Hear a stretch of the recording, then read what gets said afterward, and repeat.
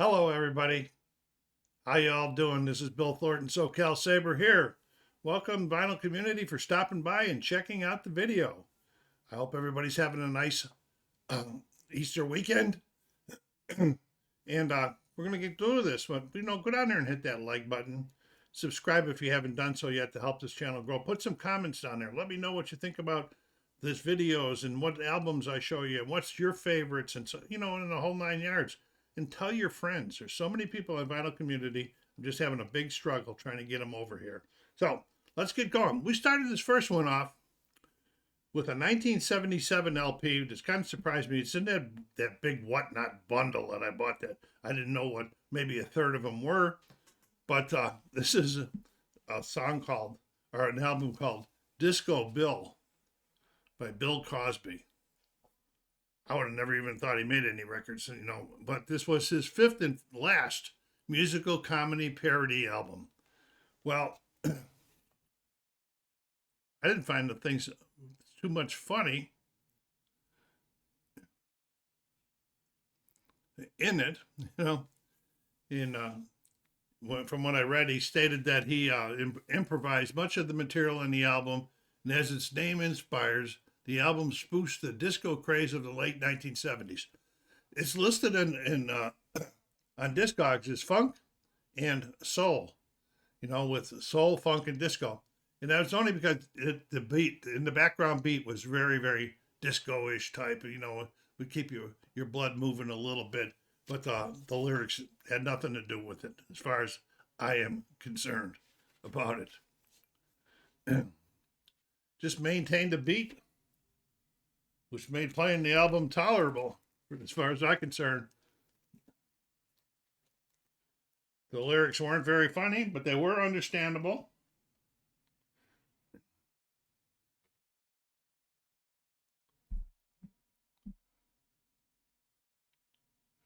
I can't even say that this album is good for the collection.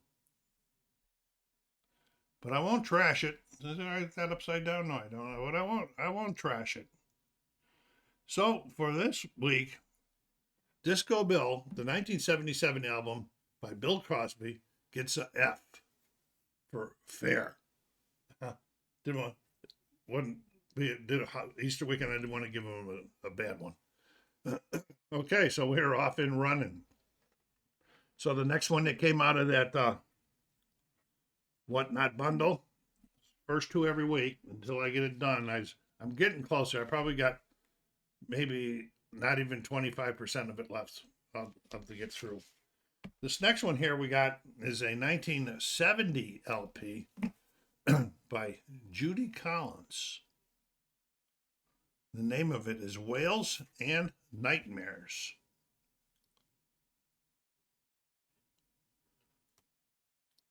It's the only thing I have by Judy Collins in here. Let's get some writing in here. This is from the Henrico County Public Library.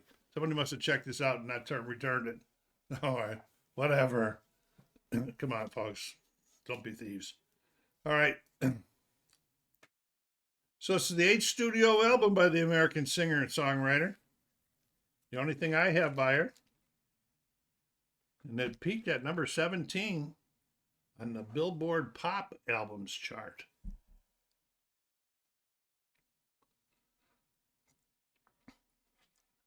The album contained material from Bob Dylan, Pete Seeger, Jacques Brett, and Joan Baez, as well as Collins' top 40 version of Amazing Grace, which I wasn't too impressed by it being on the album, was why.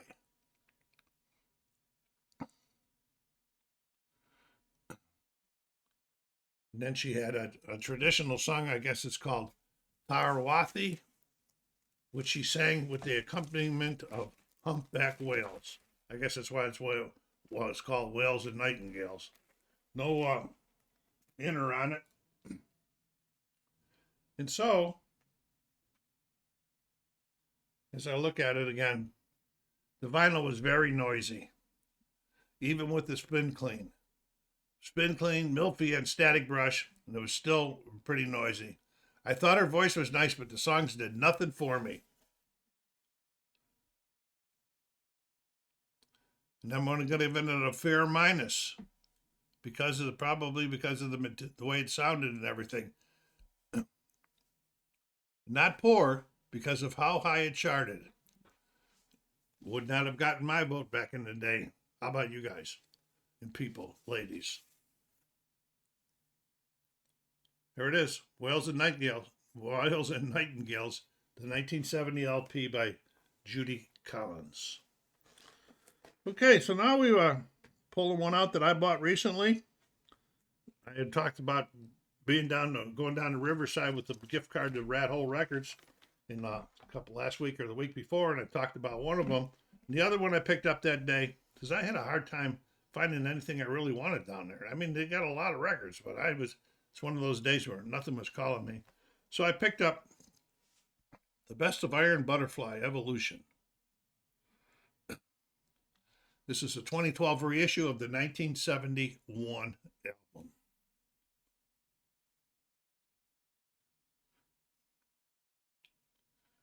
It's the fifth album and their first greatest hits album, which was released in 71. All we got is a inner sleeve, is a record sleeve.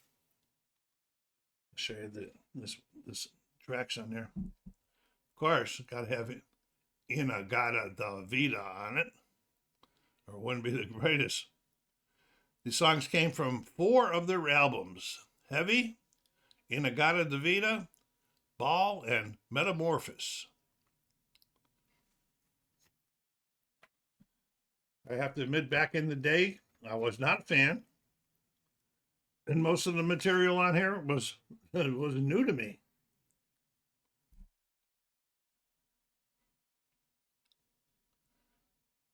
Except, of course, for Inagata da Vida. It's probably had tons and tons of radio airplay.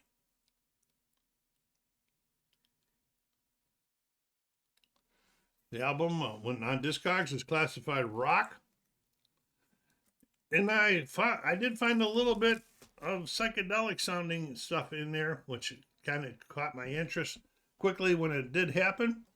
And so I'm going to, since a lot of the material was new to me, it's probably we're going to rate this as a G. Good. Because was not a fan back in the day, so I didn't know a lot of the material. So didn't bring a lot of excitement to me, but it is a good album. Nice for the collection. Wow. Let's see, I'm going to check my notes here, what I got going here. All right, it's time to look at 2 of the CDs.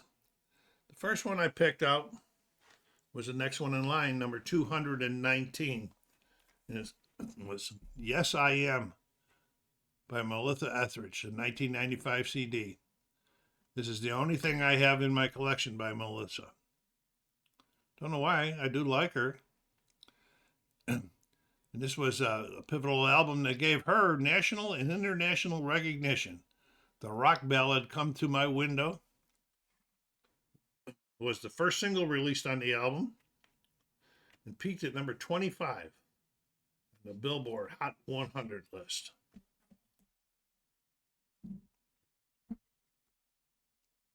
Two singles, I Am the Only One, and If I Wanted To, quickly followed, reaching number 8 and number 16, respectively.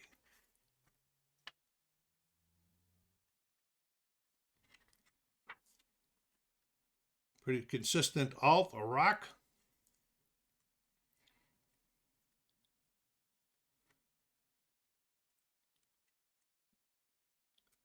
If I had a favorite female singers ranking, I don't know where Melissa would fit in. Maybe I should get start putting one of those together with a couple of women that I have done this week. See how that comes out at the end of the year also. Maybe I will. I'll think about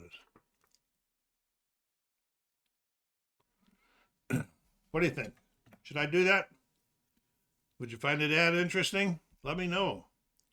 I want to make this channel as interesting as possible and get the people over here. Nice looking little CD there. when this first came out, there was a statement that yes, I am meant that she was talking about her sexual preferences, but in an interview she said it had nothing to do with that. So this is pretty good. I enjoyed this whole album and I enjoyed her, so I'm going to give her the top so far this week, VG, for this 1995 album, Yes I Am. Okay, next one coming out, number 220. So, Week of the Ladies here on CDs is Medusa by Annie Lennox, her 1995. This is the only thing I have, solo stuff I have by Annie Lennox in the collection. That's kind of strange because I do like her voice. This was her second studio album by this Scottish singer.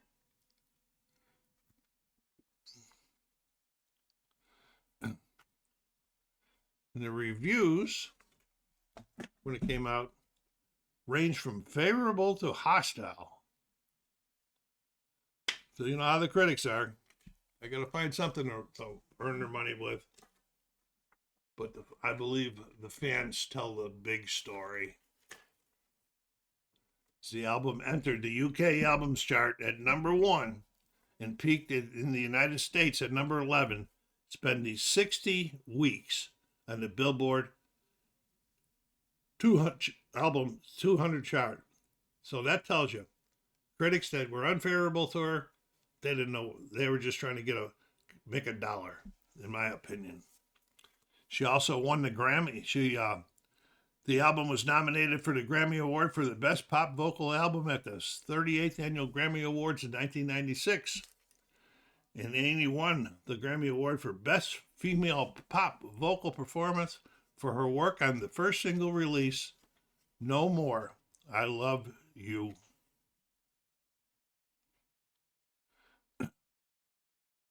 So pretty good stuff on here. This was all cover songs. No, and I don't mind them because I get to hear different versions of songs. But I don't know, some of them didn't really grab me a whole bunch.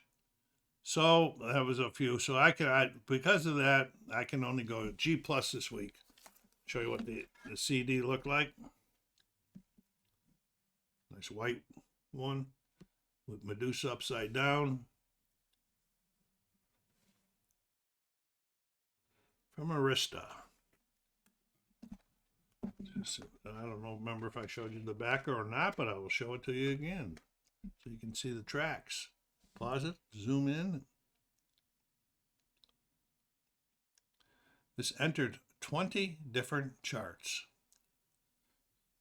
So I'm going G plus this week. Good plus for Medusa, the 1995 album by Annie Lennox.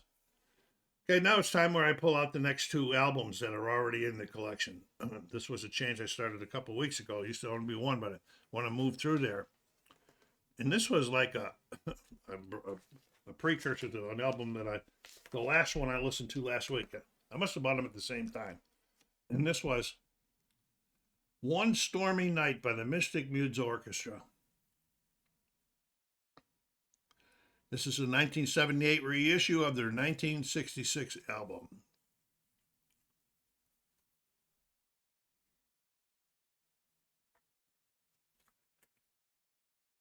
I must have bought this at the same time as the other one, since they're back to back in my album collection.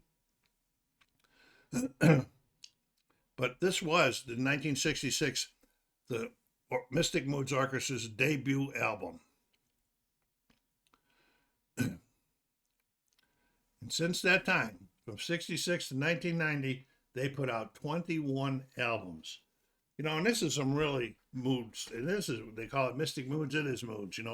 It's music, songs that you would know, except they were set through the background noise like rain and thunder, dogs barking, trains going by. Some pretty cool stuff. And I enjoyed the kickback sounds of this one. a look at it.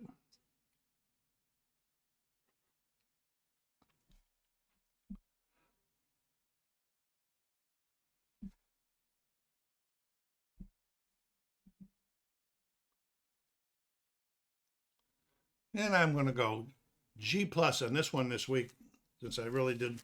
I enjoyed it. Had some cup of coffee, sat back, kicked back, and listened to it. This was the 1978 reissue of the 1966 album One Stormy Night by the Mystic Moods Orchestra.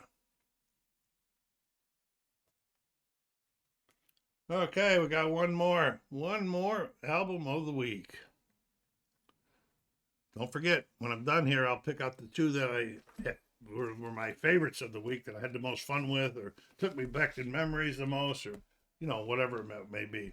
This one is Octave by the Moody Blues, a 1978 LP. I have one LP and two CDs in the collection by them, and I don't know why I don't have more, because I really have like the Moody Blues.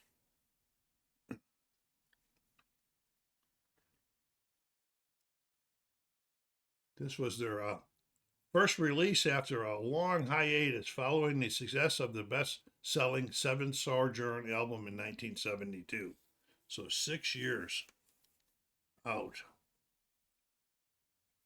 Let's see if we had an inner on this one. I think we did. We did. And it's just lyrics. Credits, let me see what it is. Lyrics.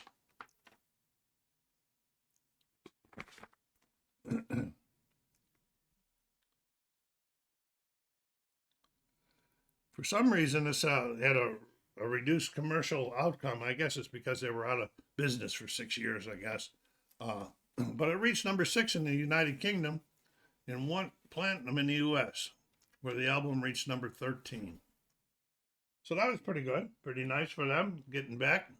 We produced the hit single, Stepping in a Slide Zone, which hit number 39 in the U.S., in addition to Driftwood, another single they released. This album made it on 10 different country charts. Countries, not country, not country. If somebody would think it's country western.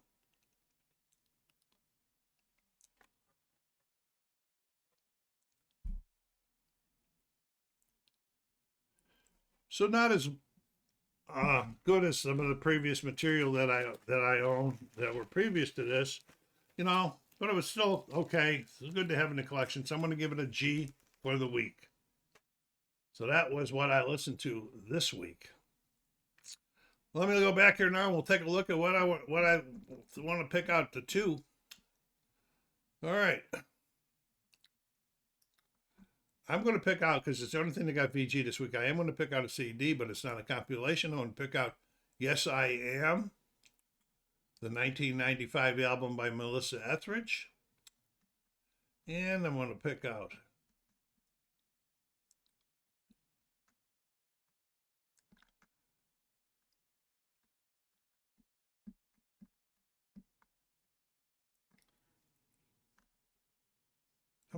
The Best of Iron Butterfly, the LP, which was a 2012 reissue of their 1971 album, Inagata da Vida.